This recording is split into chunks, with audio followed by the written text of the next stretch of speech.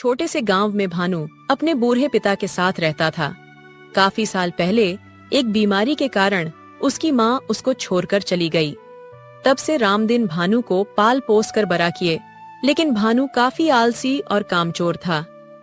उसके बूढ़े पिता एक जमींदार के खेत में दिन रात कड़ी मेहनत करते, तो वहीं भानु दिन भर सोता रहता। अरे भानु बेटा, अभी तक तुम सोए हो? तुम्हें सुबह ही कहकर गया था कि कुछ बर्तन है उसे मांज देना, लेकिन तुम अपनी आलसी से कभी बाज नहीं आओगे। देखो बेटा, अगर तुम ऐसे ही दिन रात सोते रहोगे तो अपना जीवन कैसे बदलोगे? ओहो बाबा, मुझे माफ कर दीजिए। मुझे लगा अभी सुबह ही हो रहा है। आप चिंता मत कीजिए, मैं अभी बर्तन मांज देता हूँ। आप खाना खाकर जमींदार के खेतों में काम करने चले जाइए, वरना वो खामोखाह गुस्सा करने लगेंगे। भानु बेटा, अब मैंने जमींदार को साफ मना कर दिया है कि अब मैं उनके खेतों में काम करने नहीं जाऊंगा। देखो बेटा, अगर मेरा शरीर जवाब ना दिया होता तो मैं कभी तुम्हें काम करने को ना बोलता, लेकिन अब मेरी हड्डियों में उतनी जान नहीं बची कि खेत में काम करके घर का गुजारा चला सकूं। अब जो करना है तुम्हें ही करना है। ये क्या पिताजी, आप साफ साफ ये बोलिए ना कि आपको आलसी बेटा पसंद नहीं। झूठ बात क्यों बोल रहे हैं कि आपकी हड्डियों में जान नहीं? अच्छा, तो तुम्हें मेरी बात झूठ लग रही? अरे नालायक, अभी तुम घर में रहते हो तो क्या पता, गांव में निकल कर देखो कितना ताना सुनने को मिलता है। सभी लोग कहते हैं कि निकम्मा बेटा पाल कर रखा है, लेकिन तुम्हें क्या, बस आराम से सोए रहते हो। और हाँ, जब मर जाऊंगा तब तुम्हें पता चलेगा कि मैं झूठ बोल रहा था या सच। भानु गुस्सा होकर घर से बाहर निकल जाता है और एक जंगल में जाकर पैर के नीचे बैठ जाता है। पता नहीं ये गांव वाले अपने आप को क्या समझते हैं। उन्हें क्या जरूरत थी मेरे पिता को बहकाने की? अगर मैं थोड़ा आराम कर लेता हूं तो उनको क्या हो जाता है। लेकिन कोई बात नहीं, मैं भी एक दिन ऐसा काम करूंगा कि सारे गांव वाले मेरी तारीफ करने से पीछे नहीं हटेंगे। लेकिन अभी मुझे थकावट महसूस हो रही है, थोड़ा आराम कर लेता हूं। भानु इतना कहकर वहीं सो जाता है। तभी वहीं से एक बाबा गुजरते हैं और भानु को सोता देख उससे कहते हैं, अरे क्या मूर्ख इंसान है, तुम्हें कोई काम नहीं है क्या? देखने में नौजवान और हट्ठे कट्ठे लग रहे हो, लेकिन काम आलसियों वाला कर रहे हो। पंडित जी की बात सुनकर भानु का आंख खुल जाता है और वह खड़ा होकर उनसे कहता है, अरे बाबा, आपको क्या दिक्कत है? एक तो घर पे पिताजी सोने नहीं देते, और जब जंगल में आकर एक सुकून का सांस ले रहा हूँ उसमें भी आप अड़चन डाल रहे हैं। देखो बेटा, मैं तुम्हारा कोई दुश्मन नहीं हूं। तुम गलत राह पर चल रहे हो, इसलिए तुम्हें खबरदार करने आया हूं। तुम्हें शायद मालूम नहीं कि तुम पर कितना बड़ा मुसीबत आने वाला है। अगर समय रहते समझ गए तो ठीक, नहीं तो मुसीबत का सामना करने के लिए तैयार रहना। अरे जाओ जाओ बाबा, मैं अपनी हालत खुद सुधार लूंगा। सभी गांव के लोग मुझे ही गलत ठहरा रहे हैं, कोई मेरा साथ नहीं दे रहा, और अब आप भी मुझे डराने लगे। अच्छा ठीक है बेटा, मैं जाता हूं, लेकिन जाते जाते इतना जरूर कहूंगा कि तुम्हारे सर पर मुसीबत का पहाड़ खड़ा है, उसे गिरते टाइम नहीं लगेगा। इतना कहकर बाबा वहां से चले जाते हैं। भानु के मन में एक डर पनप गया था। उसे समझ नहीं आ रहा था कि बाबा उसे क्या समझाना चाहते थे, लेकिन फिर वह उनके बातों का नजरअंदाज कर देता है और वहीं सो जाता है। देखते ही देखते शाम हो जाती है और भानु अपने घर की ओर निकल जाता है। भानु बेटा, आज भी तुम्हें काम नहीं मिला और खाली हाथ घर वापस आ गए। हे भगवान, ये लड़का मुझे चैन से मरने भी नहीं देगा। अरे नहीं पिताजी, आप ऐसा क्यों बोलते हैं? मैं काम की तलाश में निकला तो था, लेकिन सेठ जी ऐसा ऐसा काम दे रहे हैं जो मुझसे कतई नहीं होगा। लेकिन आप चिंता मत कीजिए, मैं कोई ना कोई काम जरूर ढूंढ लूंगा, बस आप मरने की बात मत करना।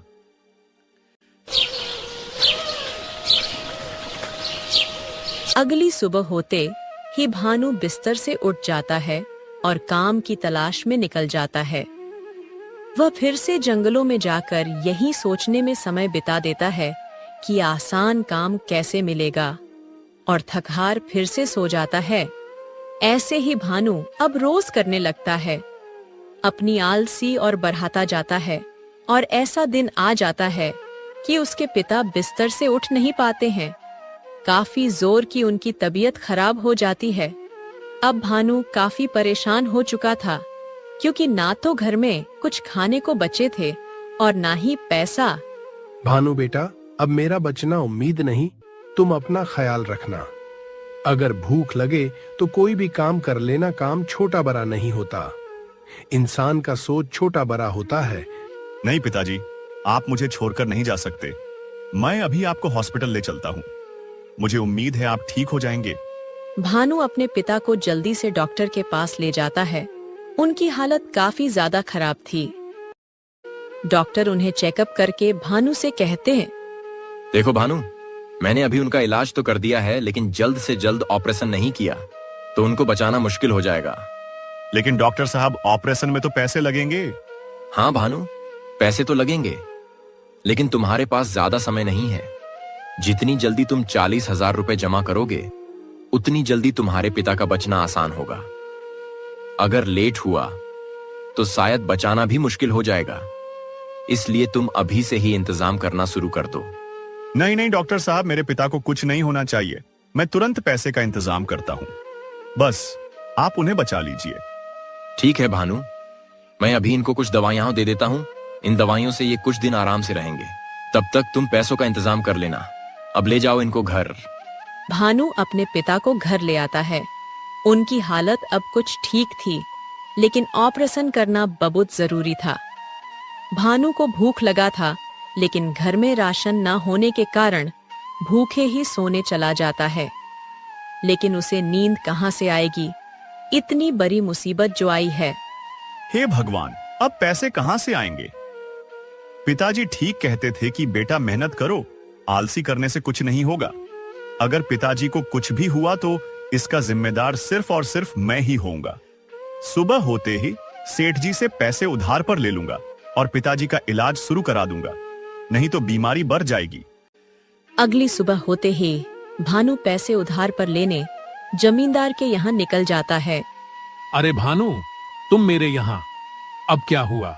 जब से तुम्हारा पिता मेरे यहाँ काम छोड़ा है, तब से सारा काम रुका हुआ है। लेकिन तुम उदास लग रहे हो, क्या हुआ? सब ठीक तो है ना? नहीं सेठ जी, कुछ ठीक नहीं है। मेरे पिताजी का तबीयत बहुत जोर की खराब है और डॉक्टर साहब 40,000 रुपए का मांग किए हैं। लेकिन हम गरीब आदमी इतने कम समय में इतना ज्यादा पैसा कहां से लाएंगे? आप तो एक जमींदार हैं और मेरे पिता आपके यहाँ काफी सालों से काम किए हैं। आप उनकी मदद कर दीजिए सेठ जी। अब उनकी जान आपके हाथों में है। क्या 40,000 रुपए?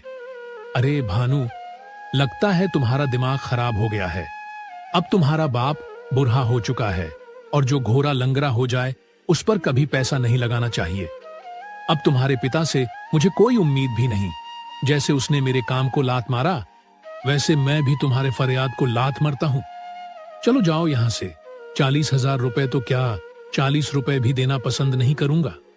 भानु को एक उम्मीद था कि जमींदार उसकी मदद जरूर करेगा, लेकिन उसके उम्मीद पर पानी फिर गया। बेचारा उदास गांव के मुखिया के पास जाता है, शायद यहाँ उसे कोई मदद मिल सके। भानु मुखिया के पास भी हाथ पांव जोड़ता है, लेकिन उसे वहां भी कोई मदद नहीं मिलती। बेचारा उदास होकर जंगल में उसी पैर के पास जाकर बैठ जाता है। लेकिन आज उसको नींद नहीं आ रही थी। आज उसके आंखों में एक डर झलक रहा था। हे भगवान, मुझे माफ कीजिए। आज मेरी आलस की वजह से कोई काम देने को तैयार नहीं हो रहा है और आपको तो पता ही है कि बिना काम मिले पैसे का इंतजाम कैसे होगा। आप मेरी मदद करें भगवान। मुझे मेरी गलती का पछतावा हो गया है। आज से मैं आलस नहीं करूंगा। भानु एक पछतावा के आंसू बहा रहा था। उसे कोई राह नहीं दिख रहा था।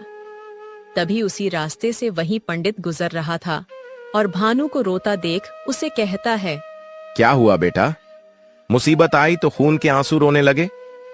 मैंने तुम्हें पहले ही आगाह कर दिया था कि तुम्हारा आलस तुम्हें एक दिन ले डूबेगा, लेकिन तुमने मेरी बात को मजाक लिया और देखो आज तुम्हारी हालत बद से बदतर हो गई। मुझे माफ कर दीजिए बाबा, मैंने आपकी बात को हल्के में लिया। लेकिन बाबा, आज मुझ पर बहुत बड़ी संकट आई है। पिताजी का तबीयत काफी सीरियस है। डॉक्टर 40,000 रुपए का मांग किए है और मुझे गांव में कोई मदद नहीं कर रहा। अब आप ही कोई रास्ता दिखाइए बाबा, नहीं तो पिताजी मुझे छोड़ के चले जाएंगे। एक तो बचपन में ही मां चली गई, लेकिन अब पिताजी चले गए तो मैं अनाथ हो जाऊंगा। ठीक है बेटा, तुम्हें अपनी गलती का पछतावा है, यह सुनकर अच्छा लगा। ये लो बेटा, ये मेरी सख्ती से जलाया हुआ राख है, इसे तुम अपने जुबान से चूम लो और जंगल में ही लकड़ी काटना शुरू कर दो। ये राख तुम्हें थकने नहीं देगा और तुम्हारे अंदर दानव वाली शक्ति आ जाएगी। भानु को एक रास्ता मिल चुका था। वह फटाक से राख को चूम लेता है और जंगल लकड़ी काटने निकल जाता है। भानु देखते ही देखते काफी ज्यादा लकड़ी काट लेता है और उसे बाजार में बेचने निकल जाता है। लकड़ी सूखा और अच्छा देखकर तुरंत ही उसका लकड़ी बिक जाता है। भानु पैसे लेकर सीधा घर चला आता है। अरे वाह भगवान, आपने तो गजब कर दिया। इतना जल्दी मुझे 6,000 रुपए का मुनाफा हो गया। अगर ऐसे ही लकड़ी काटता रहा तो कुछ ही दिनों में 40,000 रुपए जमा हो जाएंगे। हे बाबा, आपकी राख में तो सच में जादू है। आपका बहुत बहुत धन्यवाद। अगले दिन होते ही भानु जोर शोर से काम करने लगता है ताकि जल्द से जल्द अपने पिता का इलाज शुरू करा सके। भानु को जानवरों की तरह मेहनत करते देख गांव वाले भी तंग रह जाते हैं। इस तरह भानु कुछ ही दिनों में 36,000 रुपए इकट्ठा कर लेता है। भगवान की कृपा से 36,000 रुपए का इंतजाम तो हो गया है। अब मुझे जल्द से जल्द 4,000 रुपए का इंतजाम और करना पड़ेगा, क्योंकि पिताजी का तबीयत दिन पर दिन और बिगड़ती जा रही है। भानु अपने पिता के पास जाता है तो देखता है कि उनकी तबीयत पहले से काफी ज्यादा बिगड़ चुकी है। दवाइयां भी खत्म हो चुकी थीं। अगर जल्द से जल्द डॉक्टर के पास ना लगा तो बचना मुश्किल हो जाएगा। हे भगवान, पिताजी का तबीयत तो बिगड़ती जा रही है, दवाइयां भी खत्म हो चुकी हैं। अभी मुझे थोड़ा और वक्त दे दो भगवान, 4,000 रुपए का इंतजाम करना है। एक काम करता हूँ, फिर से जमींदार साहब के पास जाता हूँ। इस बार वो मुझे मना नहीं करेंगे। भानु द्वारकर जमींदार साहब के पास जाता है और 4,000 रुपए के लिए गिड़गिड़ाने लगता है। जमींदार भानु को मजबूर देख उसका फायदा उठाने का सोचता है। भानु को सख्त 4,000 रुपए का जरूरत है। अगर मैं इसी का फायदा उठाऊं तो मेरा काम कम पैसों में निपट जाएगा। अरे वाह रे जमींदार, तुम्हारे जैसा तेज बुद्धि का तो कोई सेठ है ही नहीं। ठीक है भानु, मैं तुम्हें 4,000 रुपए नहीं बल्कि पूरे 5,000 रुपए देता हूं। लेकिन हाँ, तुम्हें मेरा एक काम करना होगा। तुम्हें मेरा 10 कट्ठे का खेत जोतना होगा। बोलो, क्या तुम यह काम करोगे? ठीक है मालिक, अगर आपका यह काम करने से मेरे पिताजी का इलाज हो सकता है और वह बच सकते हैं, तो मैं यह काम पूरे मेहनत और लगन से करूंगा। एक भी शिकायत का मौका नहीं दूंगा। भानु जल्द से जल्द 4,000 रुपए इकट्ठा करना चाहता था। वह बिना रुके खेत में कुदाल लेकर चला जाता है। भानु दिल लगाकर मेहनत करता है। उसे यकीन था कि भगवान उसका साथ जरूर देंगे। शाम हो जाती है और 10 कट्ठा जमीन भानु जोत देता है। वह सेठ के पास जाता है और अपनी मेहनत का पैसा मांगता है। सेठ जी, आपके कहे अनुसार खेत की जुताई खत्म हो गई। अब आप अपना वादा पूरा करें, मुझे मेरे पैसे दे दें ताकि कल अपने पिताजी का इलाज शुरू करा सके। वाह भानु, वाह। एक दिन था जब तुम अपना आलस छोड़ना नहीं चाहते थे और आज देखो तुम पर मुसीबत आई तो कैसे अपने आप आलस छूट गई। ये लो तुम अपने पैसे और जल्द से जल्द अपने पिताजी का इलाज शुरू कराओ।